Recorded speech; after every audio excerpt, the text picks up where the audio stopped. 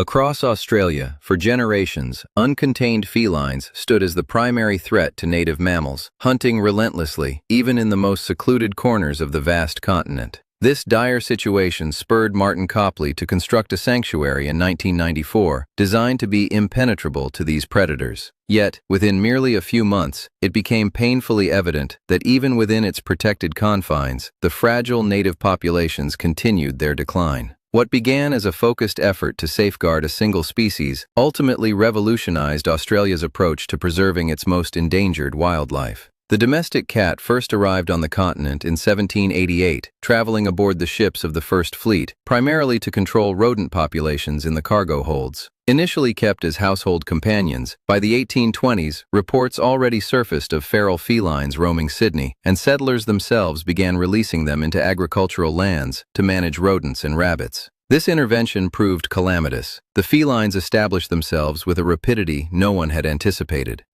By 1890, their presence extended across more than 90% of the mainland. Today, that expansive area encompasses 7.7 million square kilometers, virtually the entire national territory. Australia possesses no indigenous predators capable of naturally regulating feline numbers, nor do its native mammals possess any evolutionary experience with a stealthy, nocturnal hunter that leaves virtually no trace. Currently, uncontained felines account for the demise of over 1 billion wild creatures annually. The cumulative effect over 2.5 centuries is staggering. At least 33 mammalian species have been irrevocably lost, marking the highest global rate of mammalian disappearances. Notable among these are the thylacine, also known as the Tasmanian tiger, the final known specimen of which perished in a zoological park in 1936, the pig-footed bandicoot, and the vibrant paradise parrot. Each of these species thrived for millions of years before human arrival on the continent, only to vanish within a few generations after the introduction of the cat. Analysts at the Commonwealth Scientific and Industrial Research Organization calculate the yearly economic toll inflicted by feral felines across Australia exceeds $18.7 billion, surpassing the combined impact of all other invasive species, including rabbits and foxes. For decades, governmental efforts sought to mitigate this issue through targeted eradication programs, employing methods such as lethal deterrence, controlled removal, and specially designed lures. However, no single approach proved genuinely effective. Felines, it was found, were too astute for standard lures, too swift for widespread culling operations, and too abundant for broad-scale toxic agents distributed over millions of square kilometers. A wild feline stalks at night, operates alone, and can traverse up to 10 kilometers in a single evening. It skillfully evades lures with unfamiliar scents and quickly learns to circumvent traps after a single unsuccessful encounter. Unlike the fox, the cat rarely succumbs to conventional eradication compounds, being particularly fastidious about its food. This is a predator that adapts at a pace faster than human ingenuity can devise countermeasures. An individual, unconfined feline in the wilderness consumes, on average, 791 creatures annually: mammals, birds, reptiles, amphibians, along with several hundred invertebrates. On a national scale, this accumulates to a figure almost beyond comprehension. Each day, these animals account for the loss of approximately 3 million mammals, over 1 million birds, and more than 1.5 million reptiles. An adult wild feline typically weighs between 3 and 6 kilograms, almost double that of its average domestic counterpart, displaying greater musculature, heightened caution, and a complete avoidance of human contact. Unlike the fox, which leaves readily identifiable tracks and scat, the cat hunts and conceals itself with such stealth that it can remain undetected for decades, even in areas regularly patrolled by park rangers. The core dilemma became clear. To safeguard a species, it wasn't enough to merely reduce feline populations. The imperative was to establish territories where felines were entirely absent. There existed yet another fundamental reason why conventional methods of feline management were destined to fail from the outset.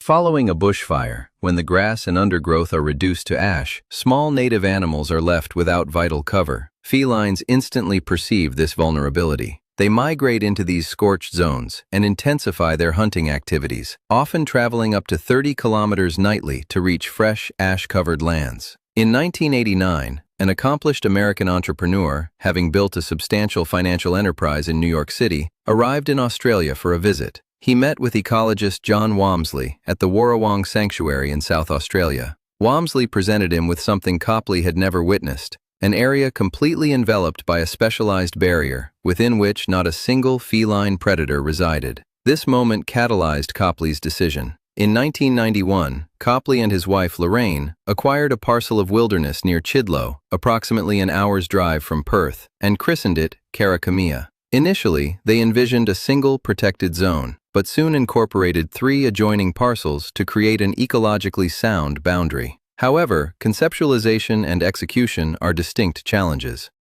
The initial barrier at Caracamia, a mere 6.5 kilometers in length, was constructed under the supervision of hired manager André Schimptz. The team diligently eradicated foxes and felines within the perimeter and commenced reintroducing woylies, quendas, and Tamar wallabies. Prior to the barrier's completion, only 3 native mammalian species, the echidna, the gray kangaroo, and the possum, persisted on the land, having somehow adapted to coexist with predators. Today, on those same 268 hectares, 23 mammalian species, 124 avian species, and 34 reptilian species have been documented. Some were deliberately relocated, while others returned independently. The yellow-footed antechinus, for instance, which was never formally released, ventured back into the forest as soon as the predator that had made this small marsupial easy prey was no longer present. Part of the initiative yielded immediate success, while other aspects proved challenging. The numbat, the official emblem of Western Australia, was among the first species released into Caracamia, yet its population never fully established itself. The territory proved too modest for a self-sustaining group of animals that require an extensive range for foraging termites. On his own property, Copley encountered the very obstacle that sparked the entire barrier concept. Desire alone, coupled with a single fence, was insufficient. Scale was paramount. Several attempts to rectify the situation by simply introducing more animals yielded no lasting results. The numbats continued to disperse beyond the territory's confines, unable to find sufficient sustenance within its physical limits. The ultimate solution did not originate at Caracamia. Since the mid-1980s, the Western Australian Department of Conservation had been concurrently operating its own numbat reintroduction program, releasing animals at Boyagin, Dryandra, the Stirling Range, and several other locations across the state. There, they had already amassed crucial insights that Copley lacked. In some reserves, numbat populations endured for years. In others, they vanished within a single season. And each time, the critical difference boiled down to the same factors: the size of the territory capable of sustaining the species, and the consistency with which predator management was maintained. When these data reached Copley, it became unequivocally clear. The numbats at Caracamia did not lack safety, they lacked adequate space. This profound understanding subsequently informed every Australian wildlife conservancy project, from Parupna to Scotia, where sufficiently large tracts of land were finally secured for the numbat. Thus, the mechanism Copley adopted from Walmsley, and subsequently refined to engineering precision with his team, grew increasingly sophisticated with each new undertaking.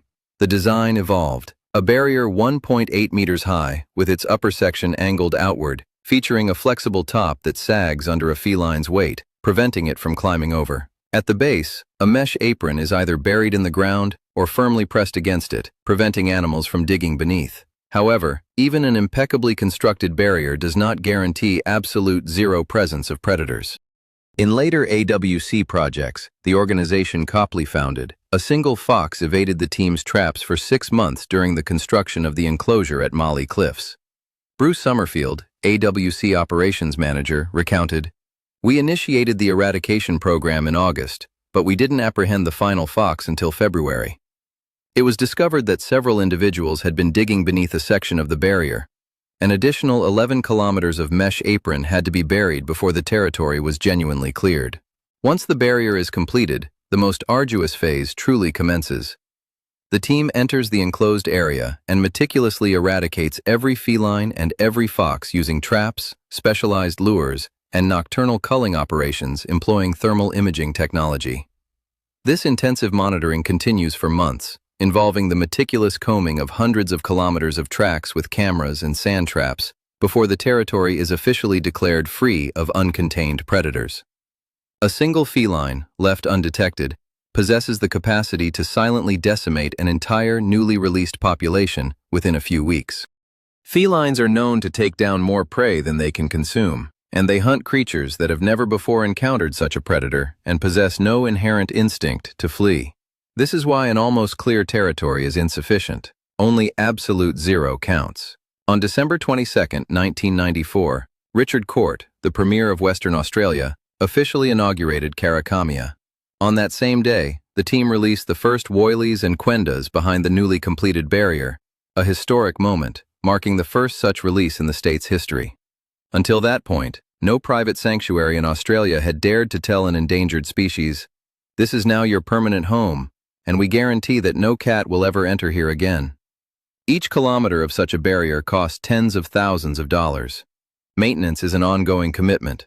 Floods can tear the mesh, trees can fall upon the posts, and wildfires necessitate annual controlled burns around the perimeter.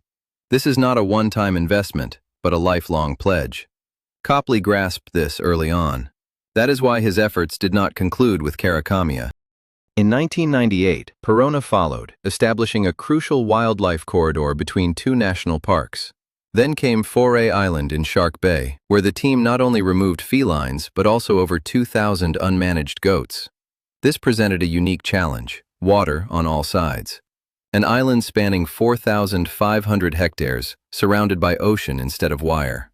The Australian Wildlife Conservancy team painstakingly tracked down the final felines for months, trap by trap, until no traces remained whatsoever. When a full year passed without a single feline footprint on the island's sands, Foray was officially recognized as free of the predator. At that time, it stood as the third largest island globally from which humans had successfully and completely removed uncontained felines.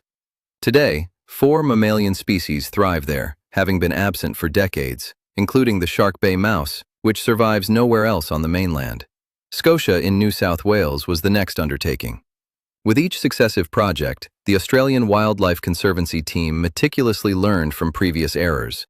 They implemented larger territories, more robust apron designs, and more judicious selection of species to align with the specific landscape. The numbat was eventually reintroduced successfully, but not at Karakamia. Instead, it thrived in the expansive Scotia and Yukamura sanctuaries, where ample space was available. The impact of a single feline predator is enough to validate this approach in practice. At an avian sanctuary near Mandurah in the southwest, over 200 hatchlings of a seldom-seen tern species, listed as endangered, emerged in a single season. Yet, a solitary white neutered feline, lacking any collar, repeatedly infiltrated the colony. Within just a few weeks, almost all the hatchlings had vanished. The adult terns abandoned nesting, and the colony, which had formed over years, disintegrated in a single season. Investigators confirmed the cause from tracks in the sand and remains bearing telltale signs of predation. One animal, and years of dedicated conservation work, utterly erased. This epitomized Copley's enduring methodology, a readiness to build, to face setbacks, to rebuild, and never to cease striving. In 2004, at Scotia, the AWC launched a monumental project to restore endangered mammals within what was then the largest mainland predator-free territory. In the inaugural year, more than 500 animals across 5 species were released into the Stage 1 zone, encompassing 4,000 hectares. Even as Scotia was just commencing its efforts, an unforeseen catastrophe was unfolding across the rest of the nation. Between 1999 and 2006, the woylie population, the very species Copley had initially focused on at Karakamia, witnessed a 90% reduction, plummeting from an estimated 250,000 individuals to 33,000. The definitive cause remains undetermined. Foxes, felines, potentially a disease rendering the animals more susceptible to predation. Scientists across Western Australia observed populations vanishing one after another. However, when the data from Karakamia was reviewed, it revealed a stark contrast. Here, the woylie population had remained steadfast. A consistent count of between 400 and 500 animals, year after year, safely behind the barrier Copley had erected 17 years prior. While the country was losing this species before its very eyes, 268 hectares near Perth remained the sole location where the catastrophe simply did not occur. By then, this stood as the most ambitious wildlife restoration project on the Australian mainland, a pioneering model that government parks across the nation would begin to emulate. The final barrier Copley would witness completed was at Mount Gibson, finalized in June of 2014. 43 kilometers of perimeter, enclosing 7,800 hectares, with an ambitious plan to reintroduce at least 10 species, including the numbat and the bilby. He passed away on July 30th, just 5 weeks later. At the time of his passing, the organization he had started with a single parcel of land and 6.5 kilometers of wire managed 23 sanctuaries spanning over 3 million hectares. His personal financial contribution over 23 years is estimated to be $70 million. A year after his passing, in 2015, the team he had assembled launched a project at New Haven, one of the most extensive uncontained feline eradication initiatives on the planet, securing a territory of 9,450 hectares for at least 10 species, including the mala and the golden bandicoot. The barrier there eventually stretched to 44.2 kilometers, incorporating over 8,500 posts and 400 kilometers of wire, secured with 1 million clips, making it the largest such barrier in the Southern Hemisphere. The methodology that initially struggled on 268 hectares had, within 20 years, evolved into a nationwide system. In total, throughout its operational history, the Australian Wildlife Conservancy has translocated representatives of 32 species between its various territories, not including releases within each individual sanctuary. Each such translocation represents a complex, distinct operation involving capture, veterinary examination, transport, and months of post-release monitoring.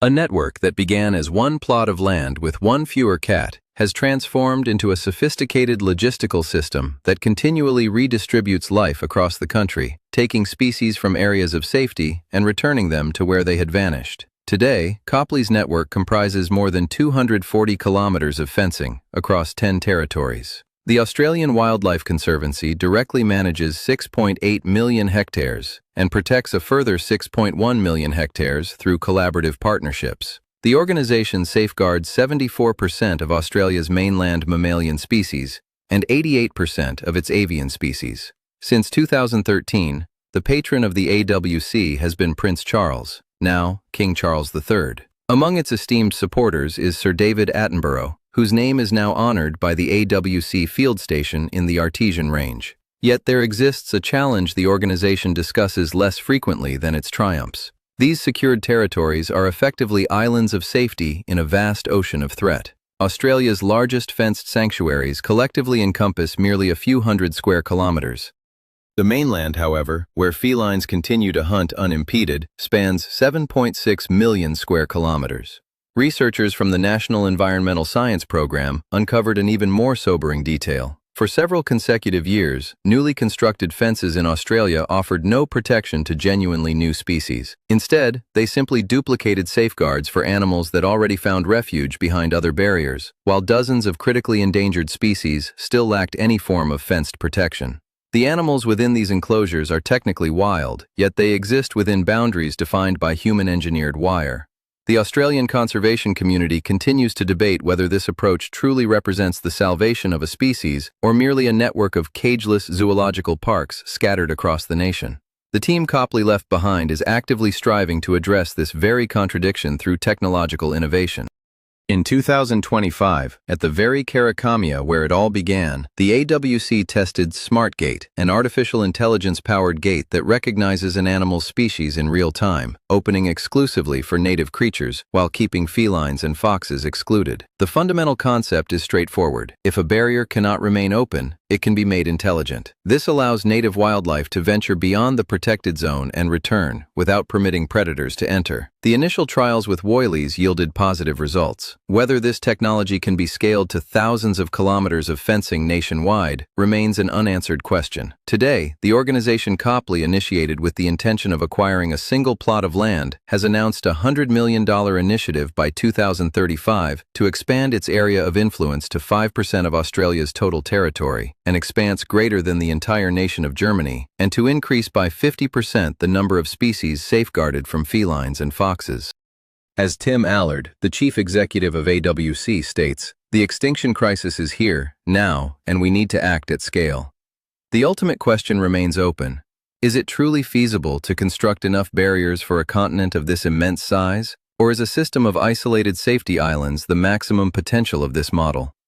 Yet that December of 1994, As Copley stood beside the newly opened Caracamia and watched the first woylies disappear into the scrub beyond the barrier, he already grasped the fundamental truth. Despite the fact that the numbat never fully established itself there, he knew that sometimes, to halt a catastrophe of human making, one doesn't need $1 billion and a government decree. What is needed is one individual willing to acquire one plot of land, to make mistakes, to persevere, and to not stop until the country understands that such a future is indeed attainable. To continue exploring the profound narratives of our natural world and the dedicated individuals striving to protect it, please subscribe.